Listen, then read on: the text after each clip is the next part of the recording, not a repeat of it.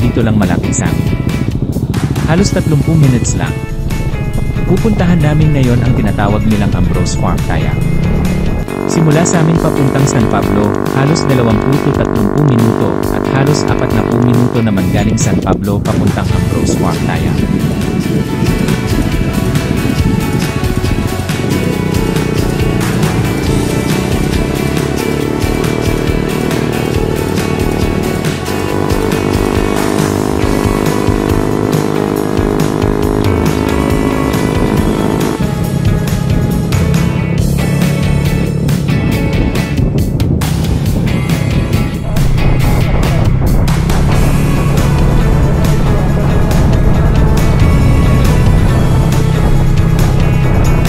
Halos patanghali na din kami nakaalis, dahil malapit nga lang ito sa aming lugar. Nakita ko lang itong lugar na to sa Google Map at nakita ko na maganda yung lugar at saktong-sakto ito sa mga gusto namin puntahan. Ganito yung mga gusto namin, yung magandang tanawin at wala masyadong tao, para solo lang namin ang lugar.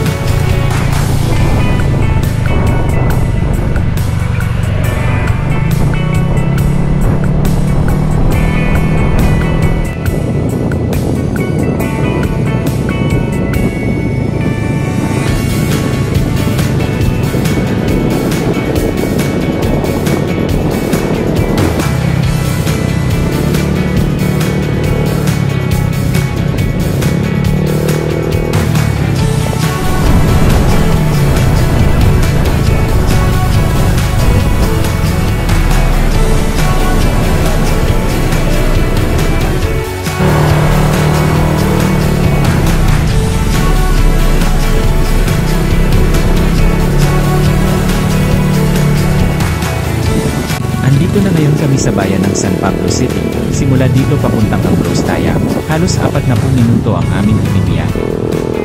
Salamat sa Diyos at binigyan kami ng magandang panahon at maayos na biyahe. Wala masyadong kasabayan sa sakyan.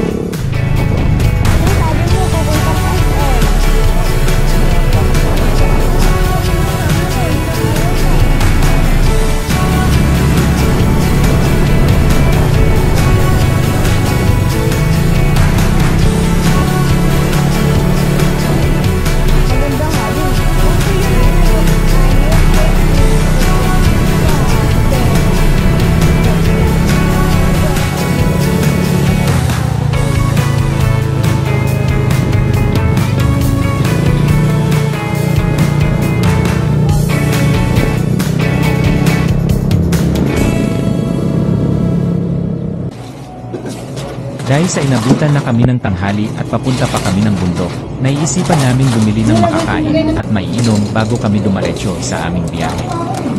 Pahinga na din namin ito dahil sa init ng sikat ng araw, nalamigan man lang kahit konti sa kamay.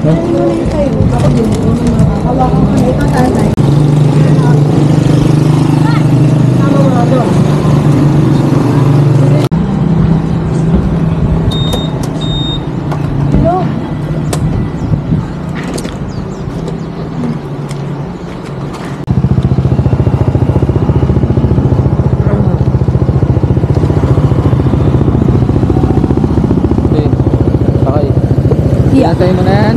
Ay, hindi.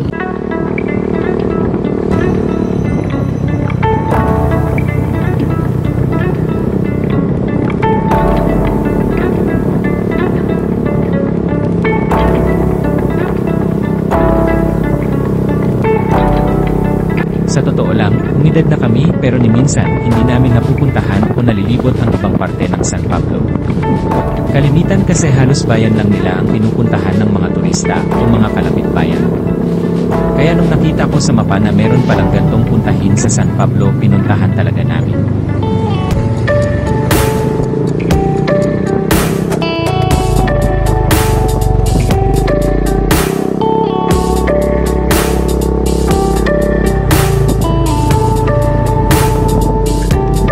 Nagulat din kami nang makita namin ang iba pang parte o barangay dito dito, dahil magaganda ang kalsada at tanawin, halos hindi mo iisipin na meron palang ganito sa San Pablo, dahil dito sa lugar na to parang ibang-iba sa mismong bayan nila. Maraming taniman, magaganda ang tanawin at kitang-kita mo din ang mga bundok.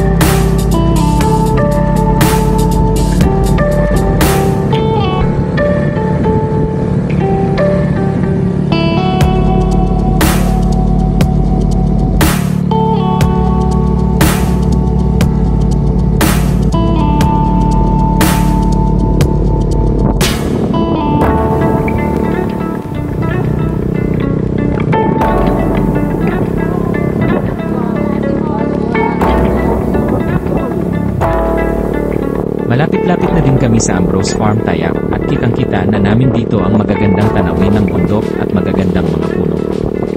Malapit na din naming malaman ang kalbaryo na aming dadaanan. Nakapagtanong na din kami bago kami umakyat dito, pero di namin akalain na ganon pala siya kadelikado, lalo na pag motor at mabigat.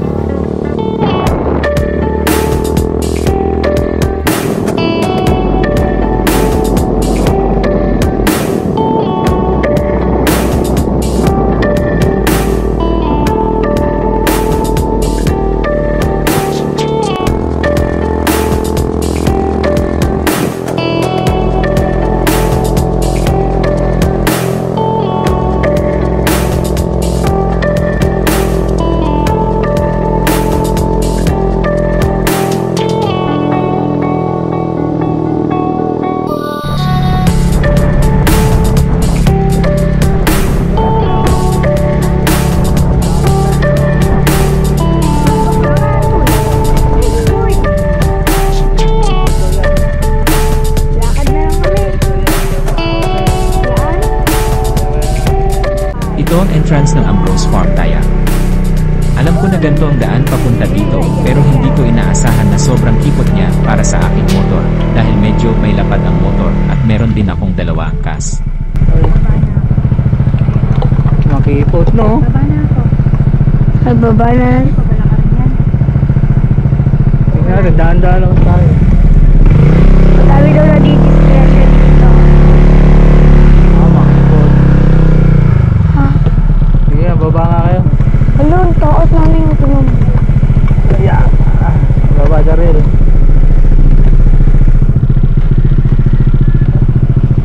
Makipot pala talaga.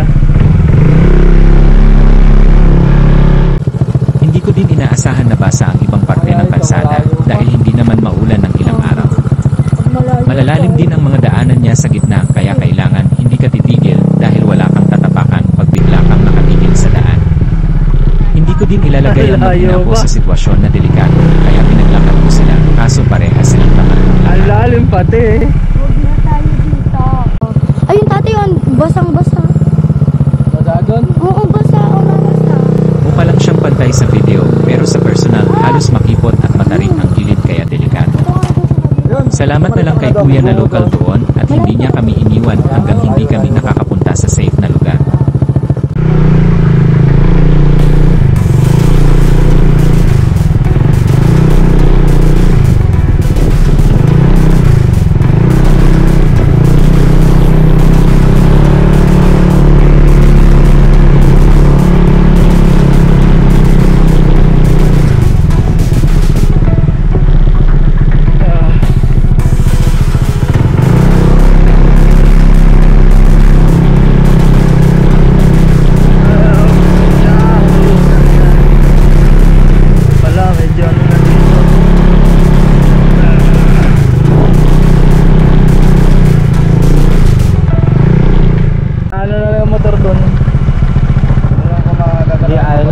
Ikot na ako.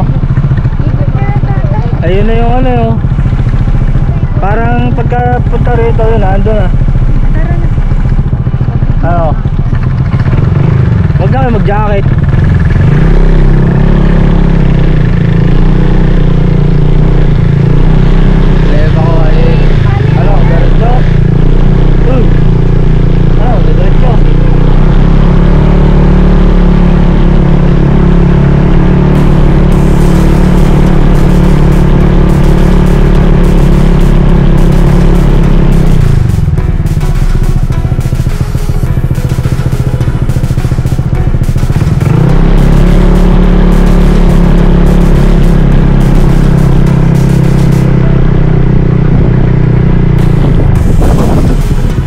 Dito pwede? Dito na ako nagdesisyon na wag nang tumuloy dahil mahaba pa talaga yung lalakad. Dito na lang ako kumuha ng video ng Ambrose Farm Kayak para meron man lang ako mailalagay sa pag-edit at hindi masayang ang aming pagpunta. Mataas pa rin pala ako. Madalas pa dito kaya ang route na yan.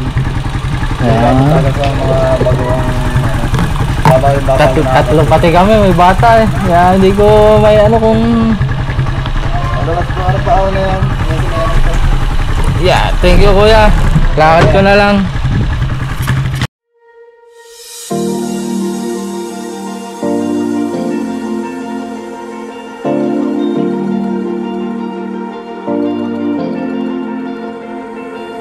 You've been shattered, you've been broken down.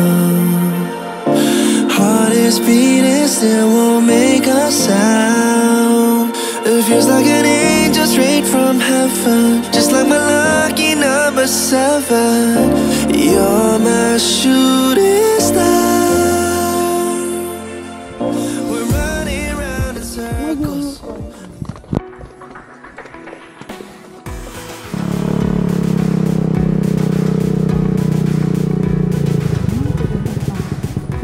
Yan.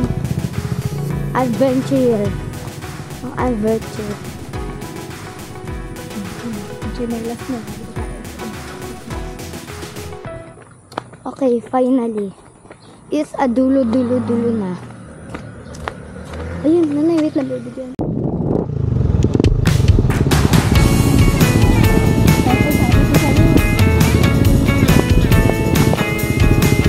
Ang susunod na aming pupuntahan ay request ng aking anak. Bihira na lang daw siya ilibre at isama sa SM, kaya ngayon ay doon kami papunta.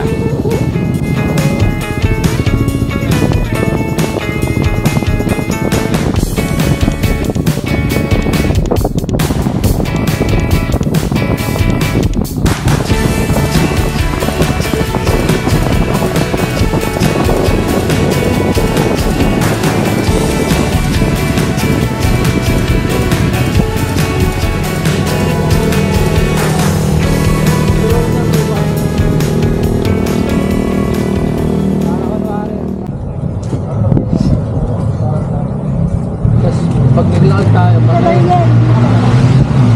walang naiwanan.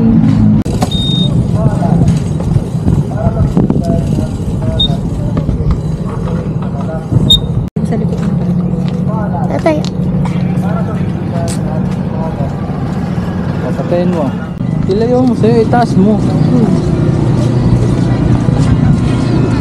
Ba. Nanay, oh. Ikaw na sa ginana. Diretso na ito. Hello, good afternoon po.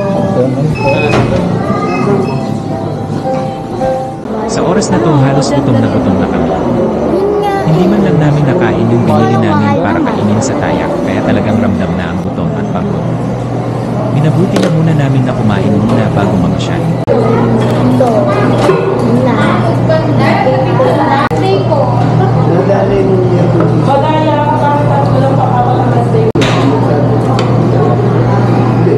Yan, kaya.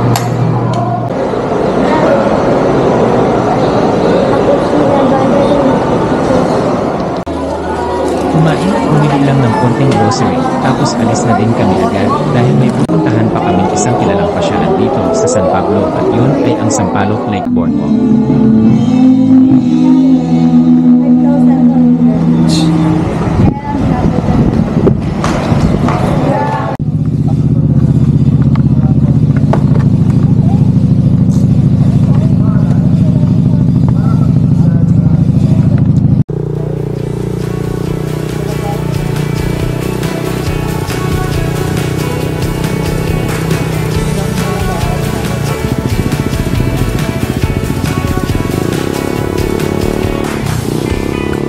Malapit lang yun dito mula sa SM. 10 hanggang 15 minuto lang andun na din kami. Nasa mismong bayan ng San Pablo makikita ang Sampaloc Lake at malapit lang ito sa kanilang City Hall.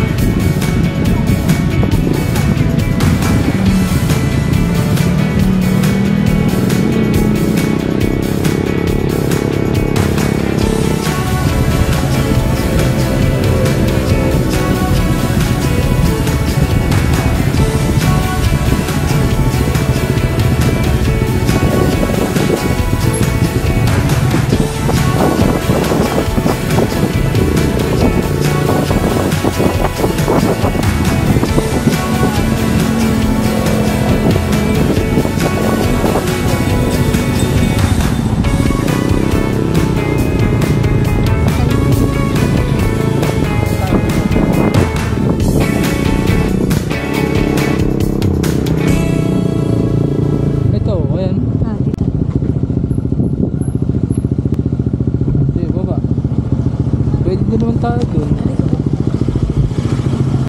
Hindi ko madala yung surprise ko. Oh, kaya nga tinatanong kita eh. Kasi kala ko magagalit. Malalim ba? Yun na may isa na lang. Boy,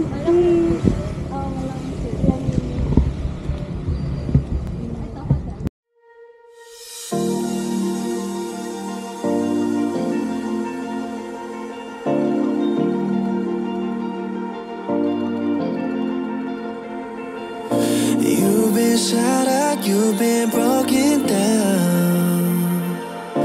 Heart is beating, still won't make a sound. It feels like an angel straight from heaven, just like my lucky number 7. You're my shooting star.